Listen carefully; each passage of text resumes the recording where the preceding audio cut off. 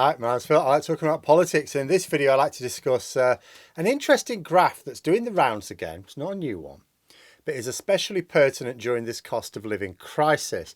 It shows how the Tories, since they took office in 2010, have kept productivity and therefore wages down quite a lot. But first, if you'd like to be notified of daily news and politics, please subscribe to the channel and click the bell notification icon.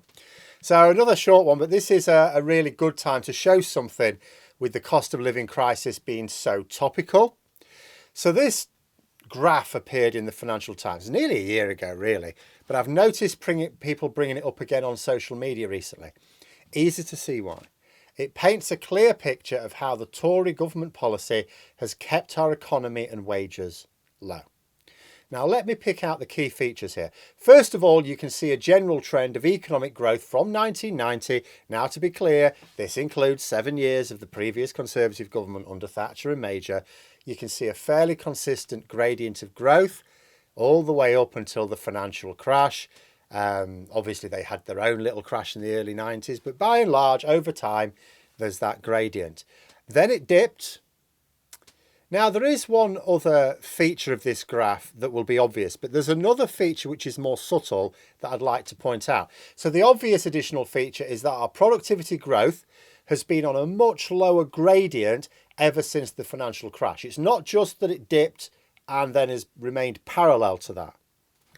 It's that the gradient's been lower. So the gap between our productivity as it is now and what it would have been has grown year on year. But this isn't actually the case, because I've drawn two new gradients on. Because this period of time after the crash, there were two different parties in government.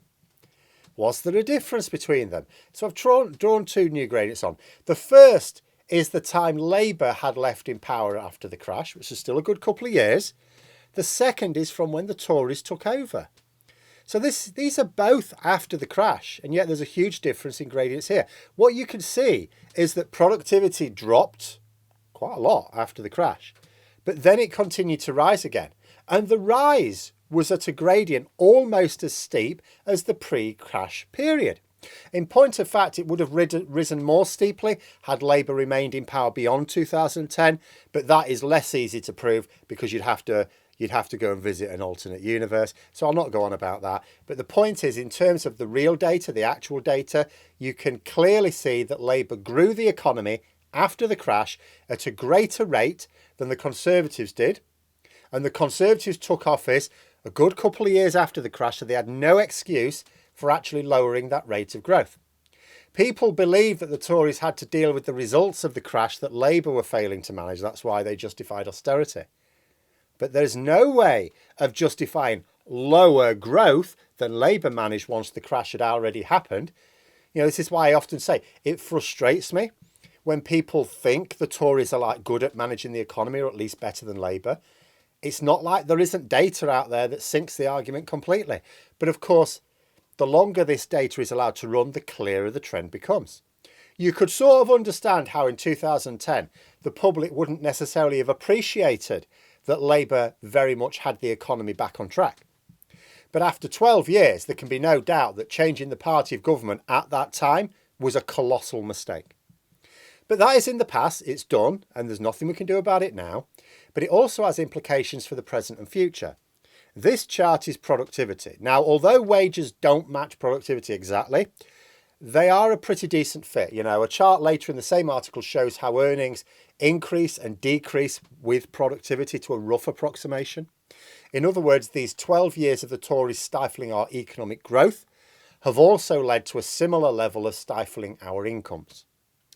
Now, let us imagine that had Labour remained in power, but only kept growth on their immediate post-crash trajectory, and as I say, I believe it would have increased after a few more years, then incomes would be at least 15% higher than they are now. And that doesn't just mean it would be like everyone getting a 15% pay rise overnight. No, it's much more impactful than that, because we'd have had 15% more every year for the past 12 years. Just imagine how much extra money you would have had if your income had been 50% higher than it actually was for every year for the past decade. And the cost of goods and services would also be lower because we wouldn't have had Brexit. So we wouldn't be suffering the Brexit component of our high inflation. You know, we'd have continued our move towards renewables. We'd actually be now getting the vast majority of our energy from renewables. So we wouldn't be held as such captive to oil and gas. We'd actually be able to sit back, smug as you like, and be the ones pointing and laughing at other countries struggling with the energy crisis right now. Instead, despite others being in bother, we are suffering the most. And it's not circumstances, it's government policy. Yes, things happen. The financial crash happened. COVID happened. The Russian invasion happened. But it was government policy that either eased the impacts of these global events or made them much worse. This is why this chart is doing the rounds again. It shows the results of Tory policy. Because the lower productivity growth ran through successive Tory prime ministers since 2010. Can't just be blamed on, say, Cameron's austerity, because Theresa May did nothing to change it. It's still on the same trajectory under Boris Johnson as well. There was another drop due to COVID and a bit of a bounce back, but that has settled down to the same trajectory of low growth set by Cameron a decade ago.